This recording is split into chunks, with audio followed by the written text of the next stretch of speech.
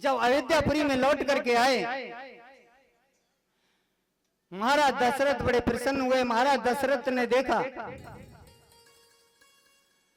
कि श्री राम को मुझे राज तिलक कर देना चाहिए, इससे बढ़कर के दुनिया में और कोई नहीं है, और मेरी आंख का तारा है श्री राम, इसलिए मुझे राम का सुबह राज तिलक कर देना चाहिए। और वो खबर दे दी सुबह राज तिलक होगा राम का। सुबह जब राज तिलक होना था, शाम के समय में भगवान श्री राम जो है कैकेयी के पास आए। माँ प्रणाम। बोले प्रणाम। अच्छा माँ तू एक बात बता मुझे कैकेयी मैया, बोल बोल, तू मुझसे कितना प्रेम करती है? मैं तुमसे इतना प्रेम करती हूँ कि जितना कौशल्या तुमसे ना करती होगी, और मैं भरत से भी ज्यादा तुमसे प्रेम करती हूँ। बोले सच है माँ? बोला हाँ। अच्छा माँ एक बात बता, मैं कुछ मांगू तो मुझे देगी तू? कैकेयी बोली हे राम, यदि तू मेरे प्राण भी मांग लेगा तो अपने प्राण भी तुम्हें मैं अर्पित कर दूंगी। मैं यही तो सोच रहा था। और बोले सुबह तो राज तिलक की तैयारी है, मालूम है आपको? बोले हाँ मालूम है। और सुबह कितना खुशी का समय कि सुबह मेरे राम का राज तिलक होगा, और राम जो तू मांगे आज मांग ले। बोले मैया ऐसे नहीं कहता, मेरे सिर पे पहले हाथ रख सिर। तो कैकेयी का मैया का हाथ सिर पे रखवा लिया राम ने, कह कि राम की सौं खा रही है, जो मांगेगा सोई दूंगी। कैकेयी मैया ने बड़े प्रसन्न चित्त से सिर में हाथ रख दिया, राम तेरी सौं खाती, जो मांगेगा वही दे दूंगे।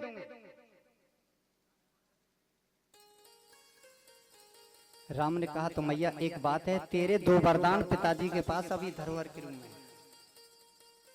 और सुबह तुम इन दोनों वरदानों को मांग लो, मौका अच्छा है। कैकेयी बोली इससे बड़ी खुशी की कौन सी बात है? बोले कौन सा वरदान मांगू?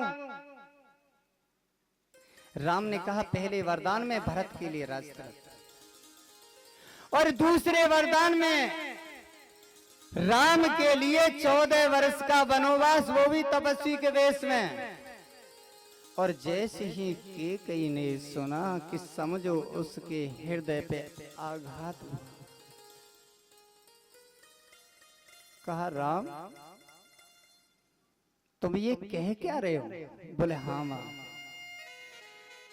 बोले ये मैं कभी नहीं मांग सकती, राज तिलक तो राम को ही होगा, भरत को नहीं, और राम कभी वन में नहीं जाएगा। माँ तुम तो मुझसे कह रही थी तुझसे बहुत प्रेम करती हो, तूने तो मुझे वचन दिया, मेरे सिर में हाथ रखा है, अभी पलट गई, मुकर गई तू तो। इसलिए तूने मुझे 2 वचन दिए, उन वचनों को पूर्ति करिए। माँ मुझे पृथ्वी का भार हरण करना है, इसलिए उन दोनों वरदानों को सुबह मांग लीजिए। अब तो कैकेयी जो है फूट फूट करके रोने लगी, राम तूने ये मांगा तो क्या मांगा?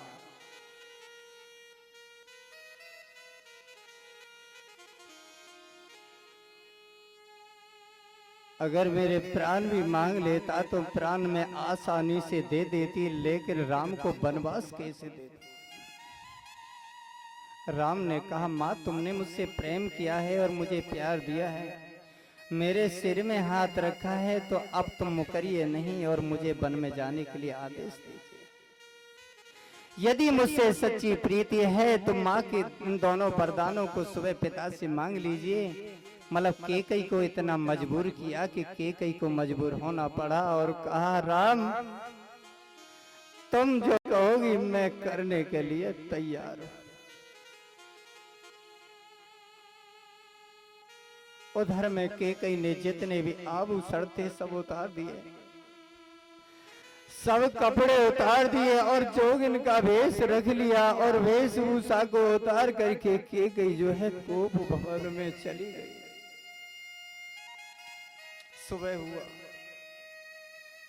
पूरी अयोध्या में खुशी है कि राम राज है, आज राम का राज तिलक होगा।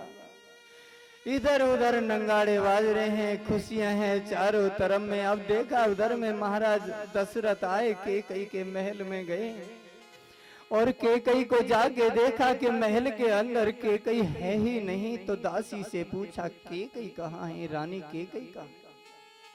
कि महाराज वो तो कोप भवन में। बोले क्यों? बोला ये आप जानिए। महाराज दशरथ जो है कैकेयी के पास गए, उधर में भगवान ने अपनी लीला से मंथरा को जो है सिखा के भेजा, उसकी जिब्या पर सरस्वती को बिठा दिया था और मंथरा ने ठोक पीट के केकई को और पक्का कर दिया था। क्योंकि मंथरा के कहने से केकई कभी भी राम को वनवास नहीं देती, लेकिन राम ने अपने वचनों से केकई माता से वचन मांग लिए और मंथरा को उसमें निमित्ती बनाया कि मंथरा का बहाना लगा, मंथरा ने कुटिल बुद्धि की चाल चली है। जब केकई के पास महाराज दशरथ पहुंचे, केकई की दशा को देखा कि शरीर पर सुंदर कपड़े नहीं है, आभूषण सब उतारे हुए हैं। काहे केकई कारण क्या है, तुमने सारे आभूषण उतार दिए हैं, किसी ने तुमसे कुछ को बोला है? यदि किसी ने उंगली निकाली है तो उंगली उठाई है तो उंगली कटवा दूं, हाथ कटवा दूं, आंख दिखाई है तो आंख निकलवा दूं। आप ऐसा न करिए, कारण क्या है? बोलिए बोलिए। केकई तो कुछ बोली ही नहीं। जब केकई कुछ भी नहीं बोली और दशरथ जी उसे बार बार मनाते रहे, बार बार मनाने पर जब केकई नहीं बोली, शांत हो गई, तब महाराज दशरथ बोले, जो चाहे सो तुम मांग लो, सुबह राज तिलक है राम का, हाँ जो तुम मांगोगे मैं देने के लिए तैयार हूं। तब केकई धीरे से बोले, महाराज आपने कभी पहले मुझे 2 वचन दिए थे, 2 वरदान दिए थे कि तुम जब चाहे मांग लेना। मेरे अभी 2 वरदान आज तक तुमने दिए नहीं, तो तुम मुझे क्या दे सकते हो? तब महाराज दशरथ ने कहा, हे केकई तुम अपने दोनों वरदानों को मांग लीजिए। तो बोले ठीक है मांग लीजिए। बोले ऐसे नहीं, आपको राम की सौं खानी पड़ेगी कि मैं राम की सौं खाता हूं कि जो तुम वरदान मांगोगी मैं आपको दे दूंगा। महाराज दशरथ ने जल्दी से कहा, मैं राम की सौं खाता हूं, जो केकई तुम वरदान मांगोगी मैं तुम्हें देने को तैयार हूं, चाहे जान भी मांग लो राम की खुशी के लिए। तो कहा, महाराज पहले अपने हृदय पे हाथ रख लो, मैं वरदान मांगती हूं। पहले वरदान में मुझे भरत के लिए राज तिलक चाहिए और दूसरे वरदान में मुझे रामचंद्र के लिए 14 वर्ष का वनवास चाहिए, वो भी तपस्वी के वेश में, जोगी के वेश में। सुन करके दशरथ महाराज ने कहा, हे केकई ये तुम क्या ठक्का मार रही हो, क्या हंसी कर रही हो मेरे साथ में? अरे जो तुम्हें वरदान मांगना है अपना वरदान मांग लो। बोले यही वरदान चाहिए? बोले ये तो कोई वरदान नहीं, बोले यही मेरे 2 वरदान। बोले कह क्या रही हो? बोले मैं सच कह रही हूँ। जब महाराज दशरथ को ये पता चला कि केकई ने ये हंस करके बात नहीं कही है, सच की है, उस समय महाराज के 10 पैरों से समझो मिट्टी खिसक गई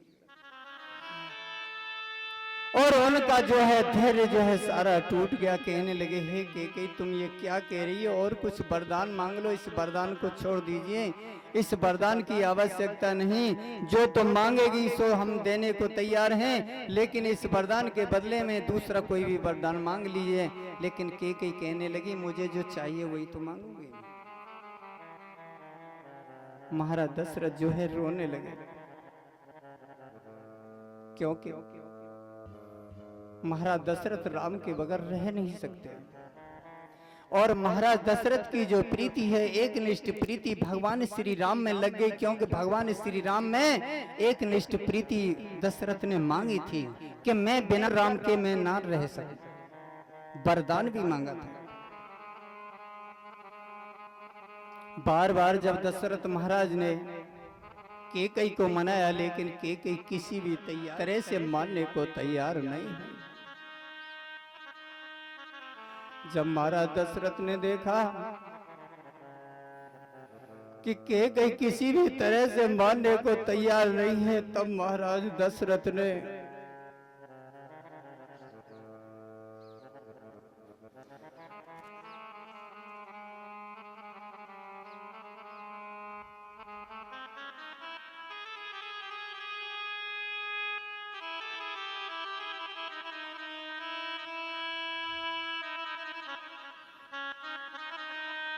महाराज दशरथ ने अपना सिर केकई के चरणों में रख दिया, कहा कि हे मुझे अब तुम माफ कर दो, मैं आपके चरणों में सिर झुकाता हूँ, आप राम को वनवास न भेजिए।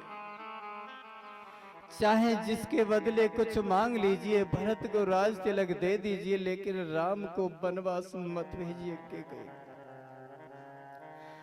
केकई ने कहा महाराज रोने से तो कुछ होगा नहीं, अगर आपको वचन देने हैं तो मुझे यही 2 वचन चाहिए, दूसरे की आवश्यकता नहीं।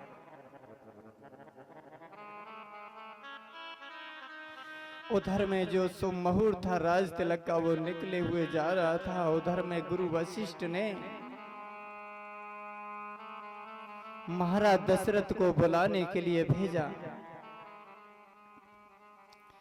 महाराज दशरथ को देखने के लिए भेजा। दशरथ नहीं मिले तो केकई के महल तक पहुंचे। उधर में जाकर के देखा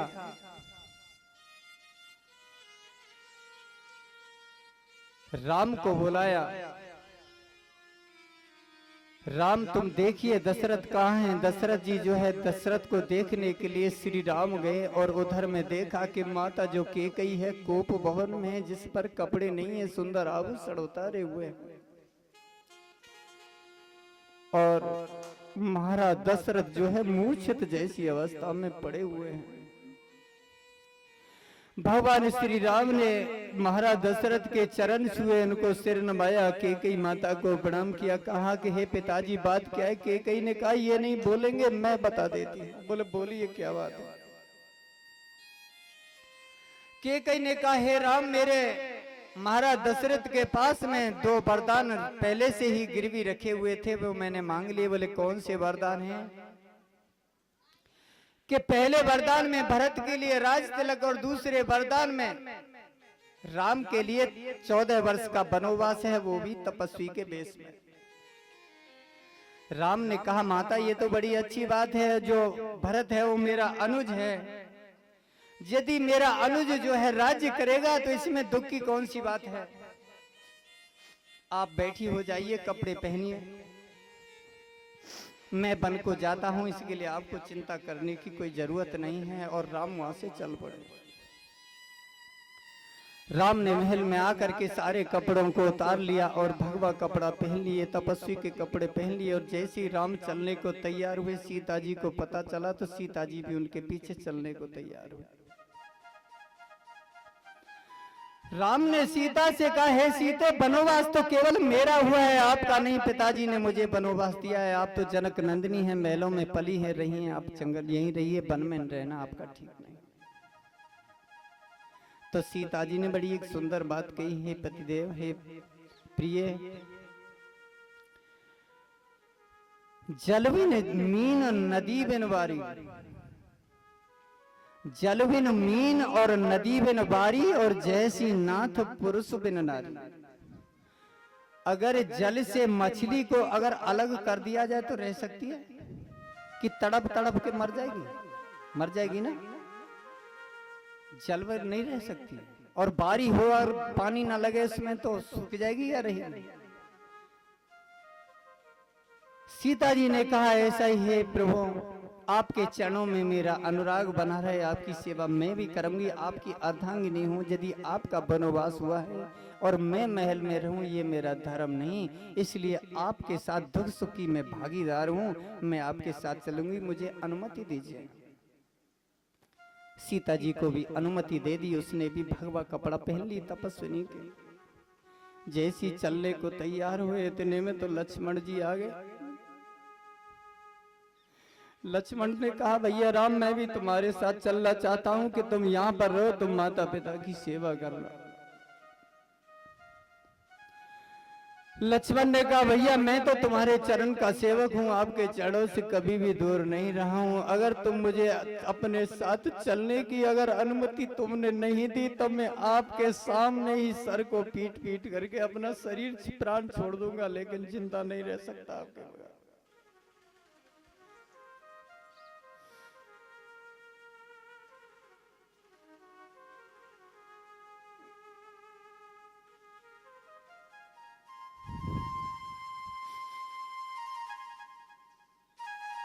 भगवान श्री राम ने देखा कि लक्ष्मण कहीं ऐसा न हो कि मृत्यु को प्राप्त हो जाए, इसलिए इसे आदेश देना ही ठीक है। और कहा कि चलो मरो नहीं, ठीक है मेरे साथ चलने को तुम तैयार हो तो ठीक है चलो, तो मैं भी ले चलता हूँ। आगे आगे श्री राम जी, उनके पीछे सीता माता है और तपस्सु का वेश लक्ष्मण ने भी बना लिया और पीछे पीछे लक्ष्मण जी चल दिए। अब तो तीनों के तीनों निकल गए वहां से।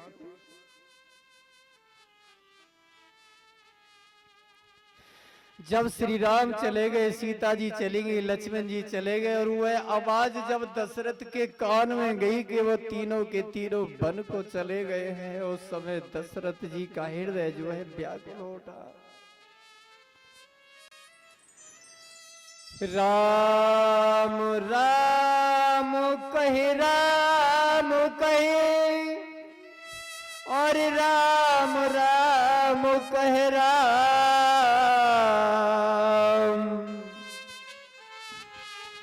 तानो पारु हरि रघुबीर बिरहे सुराव गए सुरधाम। राम राम कहते हुए महाराज दशरथ के प्राण पखेरु उड़ गए और दशरथ महाराज भी इस जगत को छोड़ करके चले गए।